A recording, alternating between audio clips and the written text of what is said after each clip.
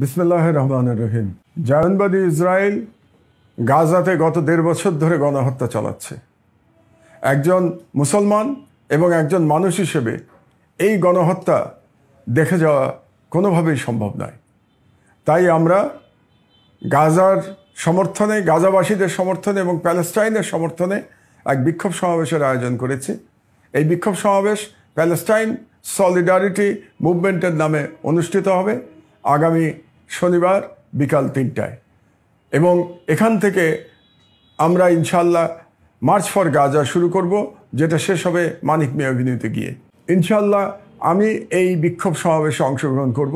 আমি বাংলাদেশের সকল নাগরিককে ধর্ম বর্ণ নির্বিশেষে সবাইকে আমি অনুরোধ জানাচ্ছি, আপনারা মানবতার পক্ষে অবস্থান নিন এবং গাজার নিপীড়িত জনগণের পক্ষে যে বিক্ষোভ সমাবেশ অনুষ্ঠিত হবে সেই বিক্ষোভ সমাবেশে সকলে মিলে অংশগ্রহণ করুন।